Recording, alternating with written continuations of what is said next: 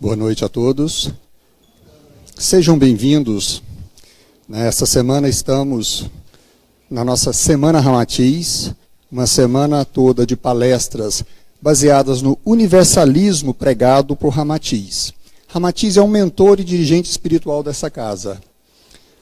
Ele, temos uma alegria muito grande de termos um dirigente, com a evolução que tem Ramatiz e toda a sua equipe que nos acolhe nessa casa. Ramatiz prega esse universalismo. Ramatiz criou a Fraternidade da Cruz e do Triângulo, unindo o cristianismo do Ocidente com as religiões e a cultura oriental. Então, a gente vê que nessa casa aqui tem um universalismo tão grande que a gente vê espíritos e mentores nas mais diversas vestes fluídicas. Ramatiz cita muito nos seus livros os diversos trabalhos. Dentre eles, quase todos os livros do Ramatiz, ele cita a Umbanda. A Umbanda como uma religião universalista. E cita que, quando toda a humanidade for reencarnacionista, ou seja, quando a ciência provar e divulgar que existem várias vidas e que nós temos várias encarnações, ele cita que a Umbanda é a religião mais preparada para receber e acolher todos os irmãos daquelas religiões que hoje não são reencarnacionistas, justamente pela abertura e inclusive pelo sincretismo da Umbanda com outras religiões, como a católica, as semelhanças dos orixás, a comparação dos orixás com os santos.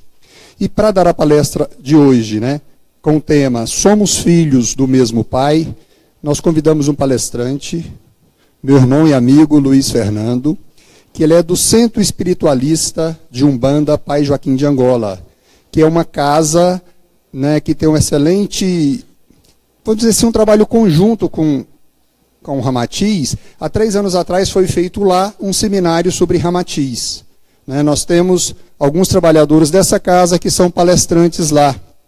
E isso criou uma afinidade entre as casas. Quando a gente precisa de conhecer um pouco o trabalho deles, nós usamos da boa vontade deles para nos auxiliar. E a gente também faz essa troca de informações e a gente leva para eles um pouco do trabalho dessa casa, quando a gente vai lá falar de apometria ou mesmo do cristianismo e do espiritismo segundo Kardec. Então, seja bem-vindo, Luiz Fernando, obrigado.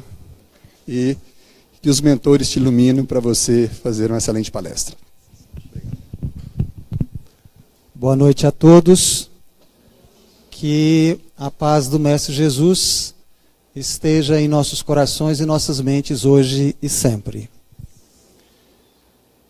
Queridos irmãos, apesar de estarmos hoje desenvolvendo o nosso trabalho mediúnico numa casa de Umbanda, por absoluta sintonia e familiaridade vibracional, nós buscamos cada vez mais nos inteirarmos das verdades cósmicas para que nós possamos compreender a importância desse universalismo que o nosso querido irmão nos falou. E nós precisamos sim desenvolver cada vez mais a nossa aptidão no sentido de abrangermos cada vez mais os entendimentos sobre a ótica das maiores verdades cósmicas, nasquelas nas quais estamos todos nós vivendo. Então a nossa abordagem hoje, com certeza, será uma abordagem muito mais teórica, muito mais filosófica do que propriamente religiosa. Mas em tudo tem a ver com aquilo que nós acreditamos, com aquilo que efetivamente nós encontramos raízes para nos dar força para desenvolvermos as nossas responsabilidades mediúnicas e de irmãos como todos nós somos. Nosso tema, Somos Filhos do Mesmo Pai, nos imputa uma abrangência muito grande. Então, eu comecei a pensar de qual melhor forma eu conseguiria abordar esse assunto para que nós pudéssemos, sim, de forma contundente, reconhecer se somos ou não filhos do mesmo Pai. E aí, nós vamos fazer agora uma pequena viagem para que nós possamos tentar construir esse processo racional e sentimental dentro de nós. Muito bem. Essa é a nossa casa cósmica, é o nosso planeta de habitação. Estamos nele por absoluta afinidade vibracional, dentro daquilo em que nós estamos estagiando moralmente nos dias de hoje. Todos nós que aqui estamos, com raríssimas exceções, somos efetivamente produtos dessa condição vibracional. E nós sabemos perfeitamente bem a maravilhosa condição que é esse planeta nós. Só que nós vivenciamos certas circunstâncias, certas disparidades nesse nosso planeta. Vivemos pessoas com grande abundância na vida, outras vivendo grandes misérias, outras vivendo alegrias, outras profundas tristezas, outras gozando de grande saúde, outras de muita doença, outras de muita paz, outras de muita guerra, outras de tranquilidade e outras de muita aflição, outras de união e outras de absoluto abandono. É uma condição interessante como que nós vivemos uma situação de grandes diferenças, situações que vão de um extremo a outro, em que nós muitas vezes não conseguimos compreender esse processo. E aí nós precisamos perguntar, será mesmo que somos filhos do mesmo Pai? Com tanta discrepância, será que realmente somos filhos do mesmo Pai? E aí precisamos começar a analisar esse caminho que estamos percorrendo. E esse caminho nos faz perguntar, de onde viemos? Se somos efetivamente filhos do mesmo Pai, de onde nós viemos? Como é que nós chegamos aqui? Para onde estamos indo? E aí, uma resposta concreta imputa a importância de uma fé raciocinada.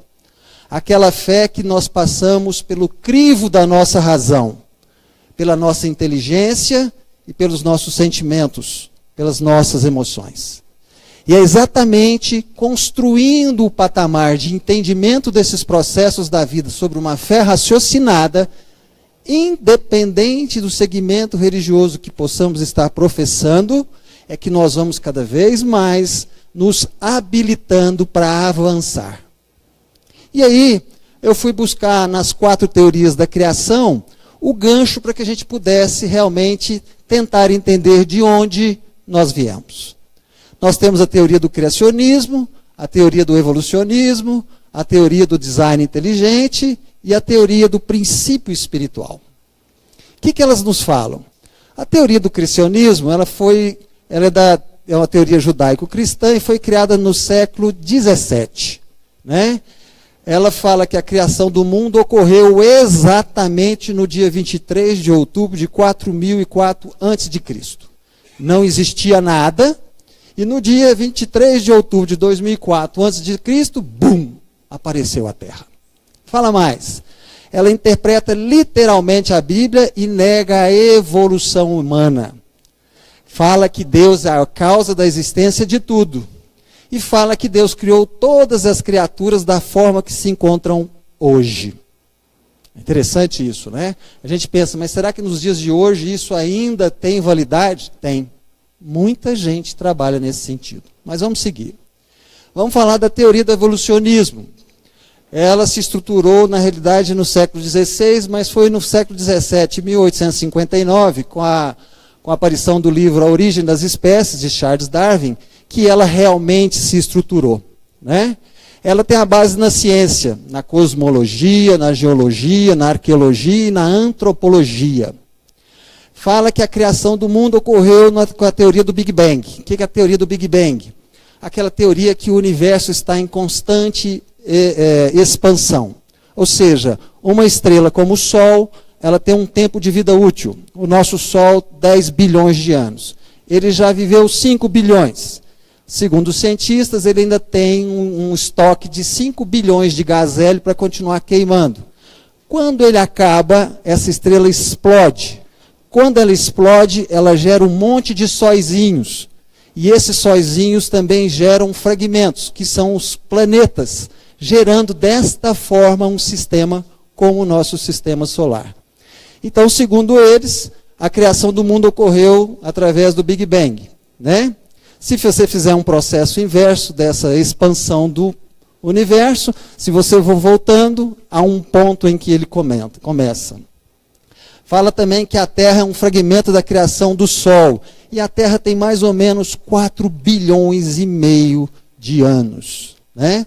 Fala também que a origem do homem ela foi espontânea. O homem apareceu do nada. De repente, nós estamos aqui, né? E que a evolução é a chave da variedade das espécies existentes na nossa casa planetária. Vamos seguir. A teoria do design inteligente, uma teoria bem mais próxima, mais recente. Ela é também do segmento científico, né? Uma parcela dos cientistas, e atesta que no mundo natural há sinais de funcionamento, funcionalidade e propósito. Olha essa palavra, propósito. E que há uma criação em tudo que existe, porém, não sabem apontar quem é o Criador. Ou seja, tudo no universo tem um propósito, alguém criou, mas eles não sabem quem é. E aí eles nomearam esse hipotético Criador como design inteligente. O que nós chamamos de Deus, eles deram um nome bonito chamado designer inteligente. Muito bem. E eles utilizam os métodos científicos para fazer essa comprovação da teoria. A observação, a hipótese, a experimentação e a conclusão. Métodos científicos mesmo, né? E eles atestam também que no universo existe um alto índice de intenção de criação e de um propósito. Ou seja, a gente percebe que já houve um avanço nesse processo. E por último, a teoria do princípio espiritual. Essa teoria teve origem lá nos Vedas, há mais de 4.000 anos atrás. 2.000 anos antes de Jesus aparecer os Vedas. E, mais recentemente, aonde a gente encontra essa teoria? No livro A Gênese, de Allan Kardec, no capítulo 10 e 11. Lá, Allan Kardec disseca para nós com perfeição sobre essa teoria do princípio espiritual. O que essa teoria fala? Ela concorda com o conceito científico da evolução das espécies, porém, afirma que a criação de tudo advém de uma inteligência superior chamada Deus. Então, a gente percebe que há um mix, né, entre essas teorias, né? E quando o Kardec fala de Gênese, ele fala na condição de origem, formação, constituição, né? No Livro dos Espíritos de Allan Kardec, nas questões 80 e 81, Kardec aborda isso junto com os Espíritos. Os Espíritos falam: Deus cria o Espírito pela sua vontade, ou seja, cria nós, cada um de nós que aqui estamos é um Espírito. Então Deus cria o Espírito pela sua vontade, como faz em relação a tudo no universo. Como Deus jamais deixou de criar, a criação dos Espíritos é permanente. Deus está criando o Espírito o tempo todo, o tempo todo. Aí a gente pensa, nossa, onde que vai caber tanta gente, né? Mas vamos seguir, vamos lá. No Evangelho segundo o Espiritismo, também de Allan Kardec, no capítulo 3, Santo Agostinho nos fala o seguinte: ao mesmo tempo em que os seres vivos progridem moralmente, os mundos que eles habitam progridem materialmente. Assim, caminham paralelamente o progresso do homem, o dos animais, seus auxiliares, dos vegetais e da habitação, porque nada é estacionário na natureza. No livro A Caminho da Luz, psicografado por Chico Xavier, do Espírito de Emmanuel, Emmanuel nos fala o seguinte: todo esse processo admirável da criação planetária não foi obra do acaso, resultado de forças cegas ou inconsequentes, e sim a consequência de um trabalho bem elaborado dos espíritos superiores, responsáveis pelo destino do nosso planeta. O Mestre Jesus e sua falange de engenheiros, químicos e biólogos siderais estiveram presentes todo o tempo da criação do sistema solar, como também acompanhando fase a fase o despertar da vida no planeta Terra. Ou seja, não aconteceu do nada. Nós não surgimos do nada. Há um processo em tudo isso.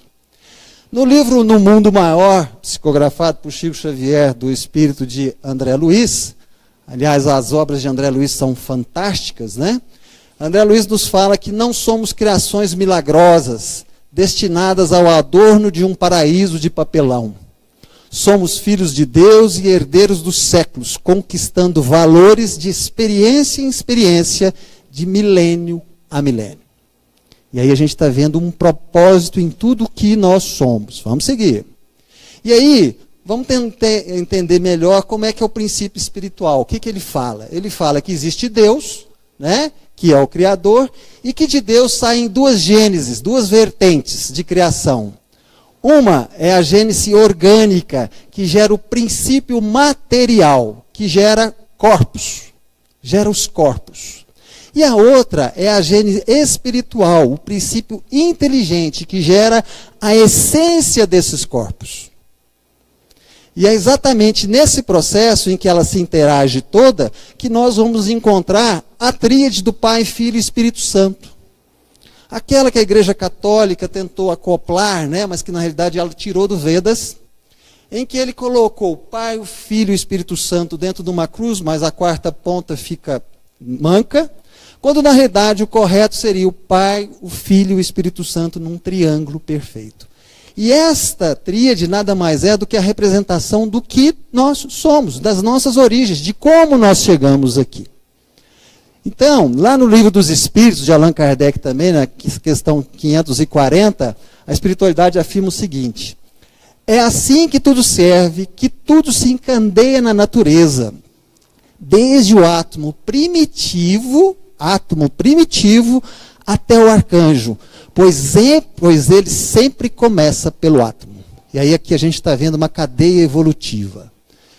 No livro O Despertar do Princípio Inteligente, de Paulo Henrique Figueiredo, ele nos fala sobre a ontogênese espírita, que é a teoria doutrinária da criação dos seres, que se baseia na assertiva poética de Leon Denis, que afirma que a alma dorme na pedra, sonha no vegetal, agita-se no animal e desperta no hominal, dando-nos pleno entendimento que somos criados de formas simples e ignorantes, mas predestinados a se transformar e evoluir.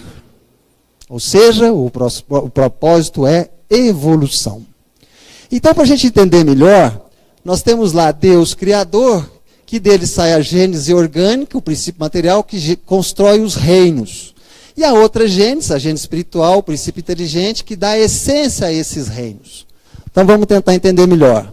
No reino mineral, a gênese orgânica cria o reino mineral. Depois, e ela adota a essência da mônada espiritual, que tem como princípio inicial a atração. Depois, o reino vegetal. Daquele processo evolui-se para o reino vegetal, que, na sua essência, tem o início espiritual e tem como seu processo inicial a sensação. Posteriormente, nós, daquele ponto, viemos para esse.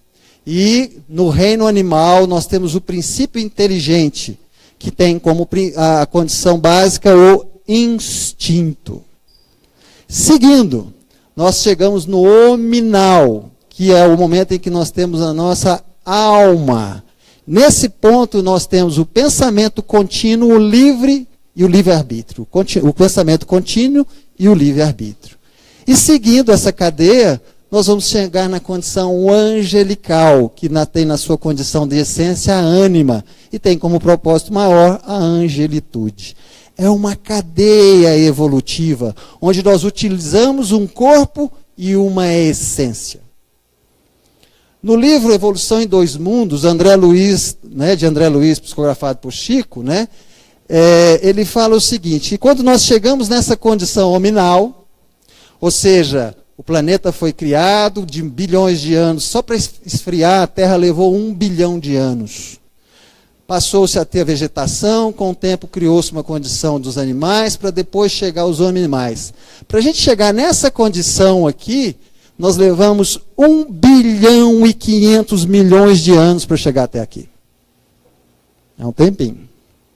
Lembrando que, às vezes a gente pergunta, mas Luiz, então eu já fui uma pedra? Eu já fui uma árvore? Eu já fui um cachorro? Não. Porque nós estávamos num processo evolutivo da nossa essência. Era ainda uma condição absolutamente primitiva, inicial. Nós só recebemos a nossa alma, a nossa essência, a nossa capacidade de evoluir e cada vez mais desenvolver os nossos processos dentro dos processos reencarnatórios, quando chegamos nessa... Deixa eu voltar aqui. Quando chegamos nessa condição.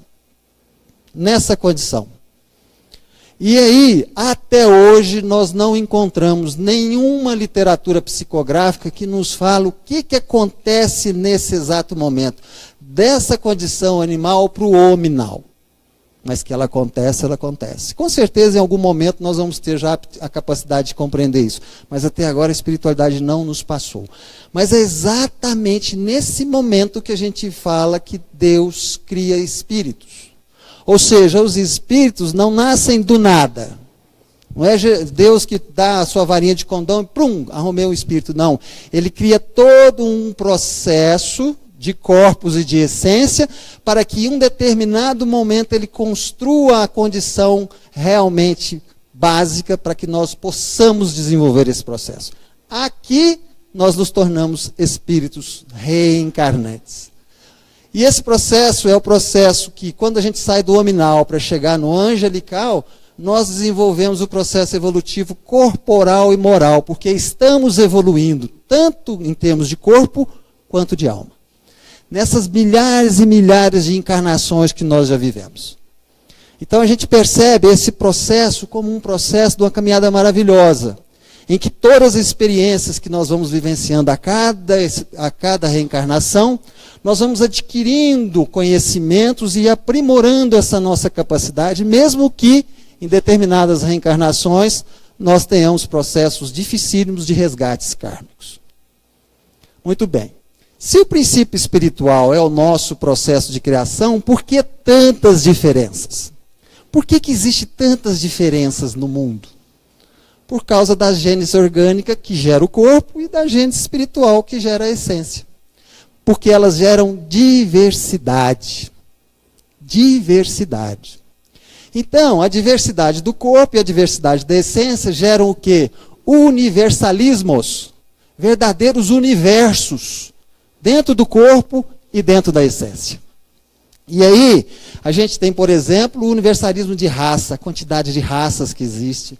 Nós temos o universalismo de cor, a quantidade de cores que existe, né? O universalismo da etnia dos corpos, o universalismo do gênero, masculino e feminino e assim por diante. Isso só na condição do corpo. E da essência, nós temos o universalismo religioso, nós temos o universalismo filosófico, nós temos o universalismo político, nós temos o universalismo científico e assim por diante. E aí vocês imaginam a quantidade de combinações que podem existir entre esses dois universalismos, de um corpo e de uma essência. Lembrando que, quando nós falamos de corpo, tanto pode ser um corpo físico de uma encarnação, quanto um corpo astral de uma desencarnação. É um corpo do mesmo jeito. O nosso corpo físico ele é mais denso e o corpo astral é menos denso, mas é um corpo. E tanto o encarnado quanto o desencarnado possuem a sua essência. Boa, mais ou menos, ou ruim. Então essas variedades tremendas desses universalismos geram o quê? As diversidades. Então vamos fazer um exemplo, só para a gente ter uma ideia. Por exemplo, na gênese orgânica do corpo, vamos pegar o universalismo de raça. Existem, né, segundo a ciência, 4 tipos de raça. Né? Aliás, desculpe, 3 tipos de raça. A negroide, a europoide e a mongoloide, que se divide em 3. O índio-americano, o asiático setentrional e meridional. Essas 5 raças são as raças básicas. Aí vocês imaginam a quantidade de sub-raças que possam surgir no cruzamento entre elas e depois adiante. a quantidade da diversidade que se cria só na condição da raça, do corpo, nós estamos falando. Vamos pegar agora na gênese espiritual da essência, um exemplo para a gente ter uma ideia, né? No universalismo religioso, como é que ele é? Muito bem, o universalismo religioso ele se divide da seguinte forma: no teísmo, que são aqueles que acreditam em Deus, no ateísmo, que são aqueles que não acreditam em Deus, e na agnose. A gnose é aquele que não compreende Deus, mas acha que existe. Não compreende Deus e acha que não existe, né? Isso está dentro do universalismo religioso. Dentro do teísmo, que são aqueles que acreditam em Deus, nós temos a religiosidade e temos a religião. E o que é religiosidade e o que é religião? Religiosidade é a percepção íntima daquilo que chamamos de Deus. É a manifestação da sacralidade do mistério da nossa existência. É uma vibração da amorosidade natural da vida. Todos nós temos a percepção desse sentimento, em maior ou menor grau. E religião? O que é religião? Religião é a religiosidade formalizada, sistematizada em conceitos e credos, cultos e ritos, livros e dogmas, com atribuições de responsabilidade e de responsáveis. Isso é religião. E aí, quando a gente chega na religião, olha como é que nós estamos dissecando, a gente tem as religiões dos livros e a religião sapienciais. O que as religiões do livro? São aquelas que adotam um livro como os preceitos para orientar as suas atitudes. Por exemplo, no cristianismo, a Bíblia. No islamismo, o Alcorão. No judaísmo, a Torá. E assim por diante. E as religiões sapienciais? São aquelas que trabalham com a parte da orientação da fé raciocinada. Trabalham também através de condições meditativas, enfim, busca dentro do ser humano, em consonância com o maior, a sua capacidade de sintonia com toda essa condição em que ele sobrevive. Nessa nós temos o budismo, nós temos o hinduísmo, nós temos o espiritismo e assim por diante. E aí, gente, a gente consegue imaginar a quantidade de situações que essas religiões já causaram. E quanto sangue já não foi derramado no nome dessas religiões? Em nome de Deus. Quanto sangue, né? No entanto, existem convergências doutrinárias entre todas elas. E aqui eu trouxe alguns exemplos, nos mostrando que não são as religiões que deturpam a condição de se acessar a Deus, mas sim aqueles que professam de forma equivocada essa religião. Por exemplo, um dos grandes nomes do judaísmo diz o seguinte: o que é odioso a vós, não façai aos outros. Do hinduísmo fala a mesma coisa: não façai aos outros aquilo que, se a você fosse feito, causar-lhe-ia dor. No cristianismo, tudo aquilo, portanto, que quereis que os outros vos façam, fazei-o a vós eles também. No budismo, não firais os outros como o que vos fere. No islamismo, nenhum de vós sois crente até devotar pelo próximo o amor que devotais a vós mesmos. No umbandismo, Zifi não pode fazer para os outros o que o Zifi não quer que para vós me ser. É a mesma coisa. Todos falam a mesma coisa. E quanto sangue já não foi derramado? Então, o que nós precisamos compreender em relação a esse processo? Que Buda não era budista. Jesus não era cristão. Maomé não era islamita. Eles eram professores que ensinavam a amar. E o amor era a religião de cada um. Então, nós vamos percebendo como que esse processo se desenvolve. Até chegarmos em Jesus, o nosso grande mestre, e a gente pergunta: o que o mestre Jesus nos ensinou sobre a nossa filiação divina? Sobre nós somos filhos do mesmo Pai. O que Jesus falou? Em o Evangelho de Mateus, lá no capítulo 12, versículo 46 a 50, ele nos deixou esse ensinamento. Relata Mateus: enquanto ele ainda falava à multidão, a mãe e os irmãos dele estavam de fora, procurando falar-lhe. E alguém disse-lhe: olha, tua mãe e teus irmãos estão lá fora e procuram falar-te. Mas ele respondeu ao que lhe falava: quem é minha mãe e quem são meus irmãos? E estendendo a mão para os discípulos, disse: Eis minha mãe e meus irmãos, porque aquele que fizer a vontade de meu Pai, que estás no céu, esse é meu irmão, irmã e mãe. E qual é a vontade do Pai? A prática constante da lei cósmica do amor. Amar a Deus sobre todas as coisas e ao próximo como a ti mesmo. É dentro dessas condições que nós conseguimos construir a nossa irmandade. É dentro dessas condições que nós nos habilitamos a sermos efetivamente filhos do mesmo Pai.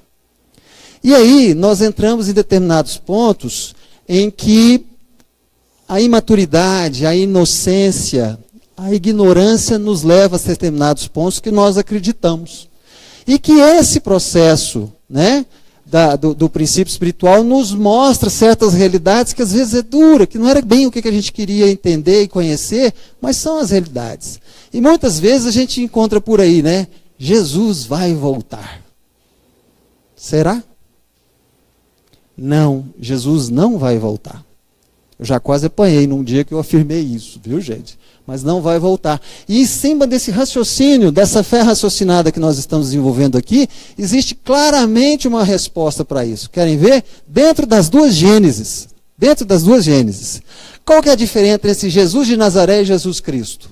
São os mesmos? É a mesma coisa? Não é. Não é. Jesus Cristo é um, Jesus de Nazaré é outro. Jesus de Nazaré é aquele que morreu na cruz, é o que tinha um corpo, é o que nasceu de Maria. Tanto que nós temos num livro fantástico de Ramatiz, o Sublime Peregrino, em que ele relata todo o processo reencarnatório de Jesus para vir aqui na Terra. E aí a gente consegue entender que há um equívoco quando a gente fala, Jesus morreu por nós. Não! Jesus nasceu por nós. Porque segundo o próprio Ramatiz, ele levou mais de 1000 anos para conseguir abaixar a condição vibracional do seu corpo astral, é um corpo de luz, no padrão evolutivo em que ele se encontrava, para que ele pudesse ocupar um corpo ainda tão atrasado como o nosso. Corpo físico, na gênese orgânica.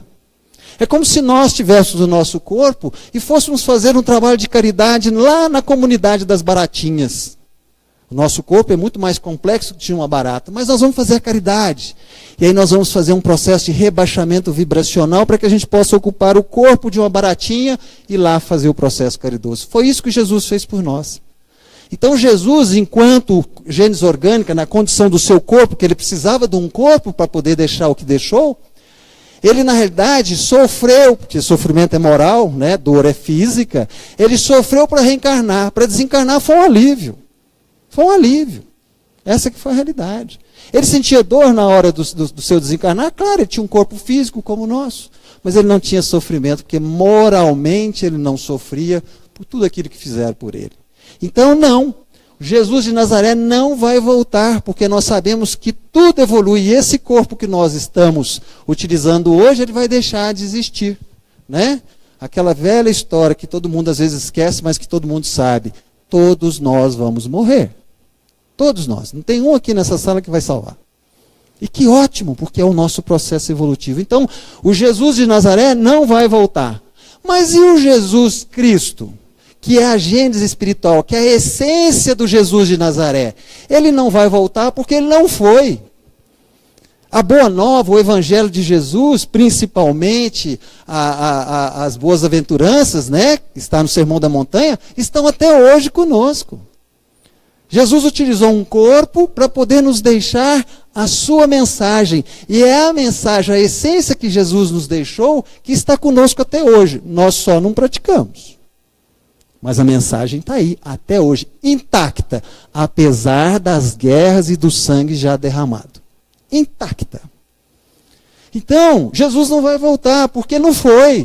A mensagem de Jesus não foi embora, ela está conosco. O que nós precisamos compreender é que somos nós seres autômatos. Nós temos que ter a responsabilidade com o nosso processo evolutivo. Os nossos ensinamentos, os nossos aprendizados são intransferíveis, únicos, individuais. Somos nós que temos que ampliar a nossa fé raciocinada e compreender os processos de transformação moral que nós precisamos adotar na nossa vida, para dessa forma podermos evoluir. É isso que Jesus nos deixou. E é isso que nos faz filhos do mesmo Pai. Quando nós não estamos desenvolvendo esse processo, não nos vemos no nosso irmão. Porque temos uma grande dificuldade de perceber esse processo, porque estamos olhando só para nós. E aí, finalizando a nossa fala, a gente precisa voltar lá para aquele entendimento lógico que o Espiritismo nos fala, que é uma coisa fantástica, sobre para onde estamos indo. Da onde nós viemos, acho que ficou claro. Onde nós estamos, também ficou claro. Mas e para onde nós estamos indo? E aí a espiritualidade de luz já nos deixou fantasticamente o entendimento do ciclo evolutivo planetário. Porque a gente está doido para evoluir. Não é assim? A gente está doido para evoluir. E a espiritualidade já nos explicou o seguinte, que existem 5 patamares de evolução planetária, né? O primitivo, o provas e expiações, o regenerativo, os ditosos e os celestes. 5 padrões de planetas nesse processo evolutivo. E aí, onde que nós estamos? Provas e expiações. E aí eu escuto muito assim, nossa Luiz, o mundo está difícil demais.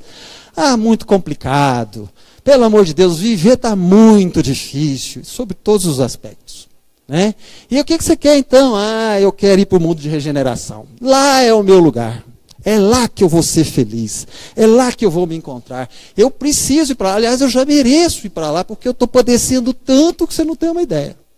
E aí, meus queridos irmãos, a gente precisa fazer a seguinte pergunta.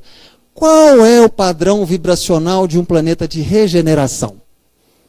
A gente sabe como é a vibração de um planeta de regeneração. Um planeta de provas e expiação, a gente sabe. Nós estamos vivendo num. É isso aí que nós estamos vivendo. Mas um de regeneração, qual é o padrão vibracional? A tolerância, a plena aceitação das diversidades. Você consegue viver com absoluta tolerância e plena aceitação das diversidades existentes na sua vida? Na sua casa, no seu trabalho, no seu centro espírita, na rua? Você consegue? Você consegue viver com as diversidades raciais, étnicas, sexuais, religiosas, filosóficas, políticas, científicas, de todos aqueles que fazem parte da sua rotina? Você consegue esse padrão dentro da sua casa? Se sim, parabéns, você já está pronto para voos mais altos. Se não, existe uma ferramenta perfeita e infalível que a espiritualidade de luz nos propõe a utilizar na nossa rotina. Qual é? A prática da caridade para com o próximo. Isso porque fora da caridade não há salvação. E aqui a gente precisa efetivamente pedir desculpas para a espiritualidade, né, da nossa arrogância ou prepotência, em tentar atualizar esse axioma maravilhoso que a espiritualidade nos deixou. Tirando a palavra salvação e atualizando, fora da caridade não há evolução. Se eu quero evoluir, eu preciso praticar a caridade. E se eu quero praticar a caridade, eu preciso desenvolver a minha tolerância e a aceitação das diferenças que existem na minha vida. Salve a diversidade humana. Diferença não é defeito.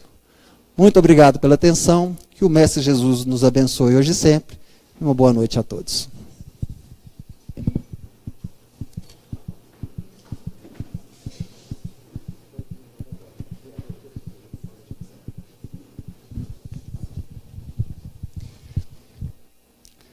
Pessoal, então vamos ter em mente essa tolerância. Nós estamos no mundo de diversidades. Vamos abrir nossos corações para aceitar o próximo como ele é. Quem disse que o que eu penso é o certo? Quem disse que a minha religião é melhor que as outras? Quem disse que a roupa que eu visto é a melhor do que a do outro? Quem disse que meu time de futebol ou meu partido político é melhor que o do outro? Quem disse que a minha verdade é melhor ou maior que a verdade do outro? Então vamos aceitar o outro como ele é. Somos todos irmãos numa caminhada evolutiva. E nós evoluímos coletivamente, ninguém evolui sozinho. Então vamos agora aquietar nossos corações, procurar uma posição confortável na cadeira, para a gente fazer o nosso desdobramento, a nossa expansão de consciência. Vamos fechar os nossos olhos. Vamos perceber que ao nosso lado está o nosso mentor, o nosso anjo da guarda, o nosso amigo maior. Ele vai nos acompanhar neste momento agora. E eu vou fazer uma contagem, nós vamos mentalmente sair dos nossos corpos e vamos para o lugar de natureza. Nós vamos imaginar uma mata, uma cachoeira, um riacho de água cristalina. E nós vamos para lá. Cada um imagina da forma que achar melhor. Então, 1, 2, 3, vamos nos transportar para esse ambiente. Chegando lá, vamos tirar os sapatos, colocar os pés no chão. Vamos sentir a natureza, a Mãe Terra. Vamos sentir Gaia. Gaia é a Mãe Terra. Vamos procurar uma posição confortável. Vamos sentar. Vamos sentar no colo da Mãe Terra. Vamos nos sentir acolhidos e abraçados por essa Mãe Terra, que é um planeta vivo que nos acolhe. Vamos sentir a energia da água, a energia da terra, a energia das plantas, a energia do vento, a energia do sol, que são presentes de Deus na nossa vida. E vamos percebendo que essas energias conseguem levar tudo de negativo que acumulamos. Vai passando, vai levando, e a gente vai sentindo mais leves. Vem o vento, leva um pouco. Aquele barulho da água da cachoeira leva mais um pouco. A terra vai drenando, as plantas vão nos acolhendo e doando energia. É a Mãe Terra que nos acolhe. E assim nós vamos nos sentindo integrados a essa natureza, a esse planeta vivo. E vamos sentindo que todas as energias negativas foram descarregadas. Agora eu estou leve. Agora eu estou bem. Agora eu estou preparado para enfrentar mais uma semana. Agora que eu estou leve, com o coração puro, porque todas as minhas mágoas e tristezas foram embora, eu posso assumir um compromisso de ser mais tolerante com meu irmão. Assumir um compromisso de ser mais tolerante na minha casa, com a minha família, no meu trabalho, na minha escola, com os meus amigos, no meu centro espírita, porque agora eu estou mais leve. E assim mais leve que depois eu vou retornar para o meu lar, para a minha família, para os meus amigos, e vou transmitir essa energia boa a eles. Então, nesse momento, eu convido todos a retornar para esse ambiente, mentalmente reassumir nossos corpos, mas sentindo leve, sentindo essa paz que nós conquistamos nesse momento. Respirando fundo, para que possamos receber o passe magnético. Por favor, convido os nossos irmãos para o passe e peço a todos para que recebam esse passe com o coração. O passe é uma transmissão de energia. Então, quando nós aceitamos ele com amorosidade, ele faz um efeito muito maior. Então, queiramos receber esse passe. Estejamos com o coração aberto e amoroso.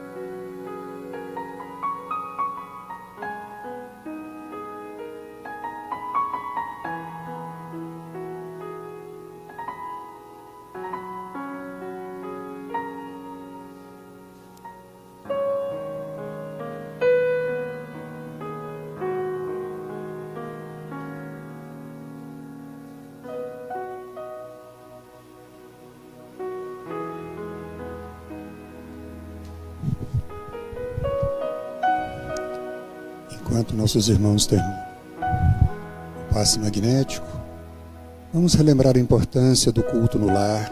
Quem ainda não faz, o culto no lar traz uma proteção, uma harmonização para aquele ambiente. Não é um momento de estudo, é um momento em que a espiritualidade entra na sua casa, harmoniza, faz uma limpeza e o ambiente fica protegido. Então, para o relacionamento familiar, isso é excelente. Água fluidificada, quem puder trazer uma garrafinha, porque essa energia dessa água vai renovando a energia do passe magnético, vai renovando a energia que recebemos nessa casa. Então, ajuda na nossa proteção durante toda a semana.